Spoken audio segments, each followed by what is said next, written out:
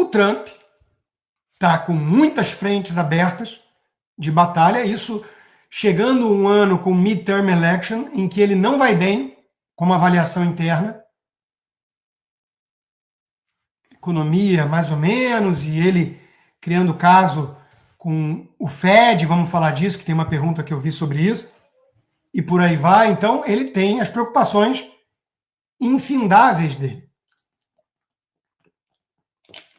Mas, nesse contexto, o Brasil tem a sua relevância. Para a América Latina, é um país continental, né, enorme.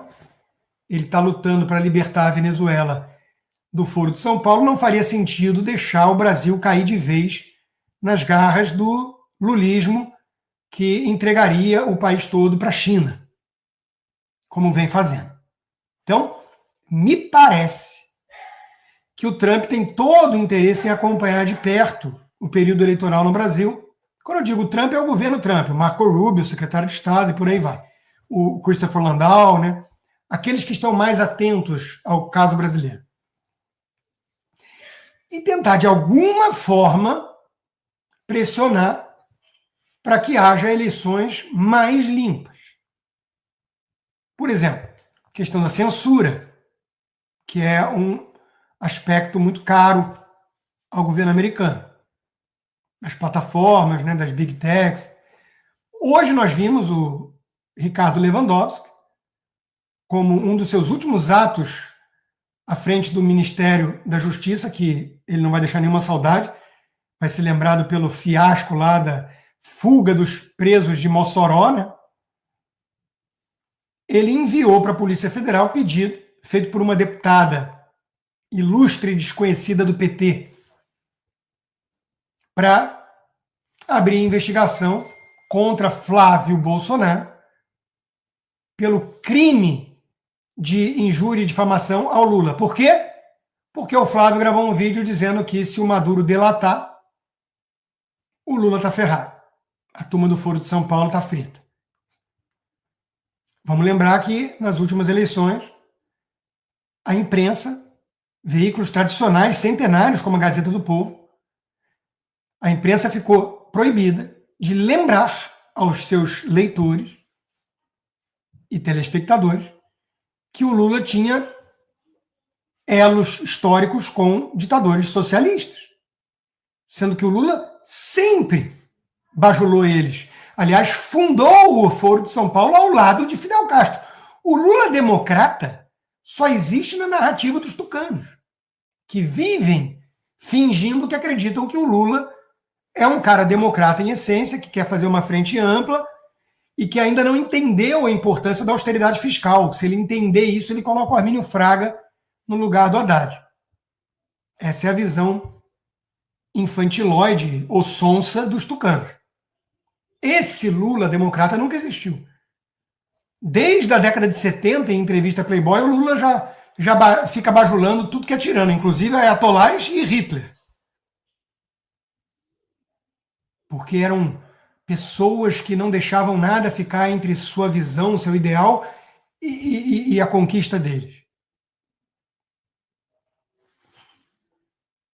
Então Lula é um defensor de tiranias, desde sempre. Esses ditadores latino-americanos, como Daniel Ortega na Nicarágua, o regime cubano, Maduro e antes dele Chávez na Venezuela, nem se fala. Lula gravou vídeo para o Maduro, quando estava só de bigodinho, pedindo voto para o Maduro. Logo depois de eleito, de voltar à cena do crime, como diria o seu próprio vice, Geraldo Alckmin, olha os tucanos aí, né? Uma das primeiras coisas que ele fez foi receber o Maduro com tapete vermelho no Brasil, obrigando militares, merecidamente, pela frouxidão, agora não pode falar também que são frouxos, senão vem investigação na sua cabeça, obrigando os militares brasileiros a prestar continência para comunista, narcoditador. E o Lula encheu o Maduro de elogios nessa visita. Sempre lutou para a Venezuela entrar no Mercosul e por aí vai. Então, é piada de mau gosto, mas isso é uma palhinha do que vem por aí. Se estamos em janeiro, imagina como é que vai estar em julho o clima. Vamos torcer para o mudinho mudinho bolsonarista, como dizem, né? Nunes Marques à frente do TSE, consiga ter coragem de manter um ambiente de maior liberdade, contra a pressão da primeira turma toda dos seus coleguinhas no Supremo. Vamos ver. Mas a pressão americana pode fazer diferença. Até porque a gente sabe que na eleição passada foi o contrário. Grana da USAID, governo Biden mandando emissários do Pentágono e companhia, mandar recadinho aqui para militares brasileiros e por aí vai. Agora mudou o cenário. Agora tô de olho. Olha lá o que vocês vão fazer aí no Brasil. Se for uma eleição ilegítima, vocês vão ter o mesmo destino da turma da Venezuela.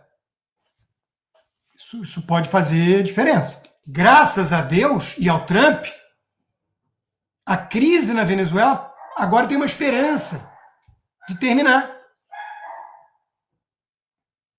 Ainda não vai ser de imediato, isso está claro, leva tempo, mas agora há uma esperança. O Maduro caiu, foi capturado, está preso em julgamento. Olha que avanço, graças ao Trump.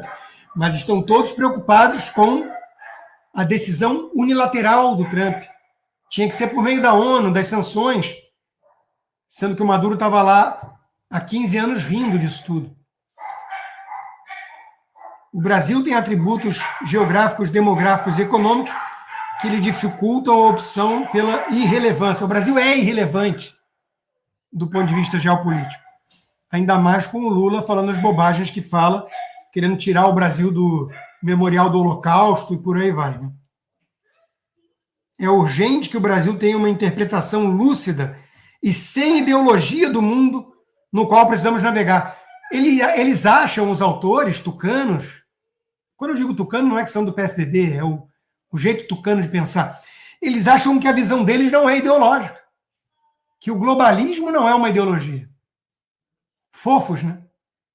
Fofos. Quando a esquerda defende ditaduras ou a direita elogia intervenções armadas, sempre criando falsa equivalência moral. A esquerda, o PT, a turma toda do Foro de São Paulo, bajulando tiranos desde sempre. E eles estão comparando isso com a direita defender uma intervenção armada pontual, muitas vezes cirúrgica, como a dos Estados Unidos no Irã ou na Venezuela.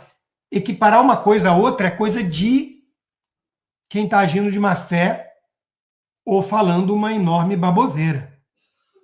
Não existe essa equivalência.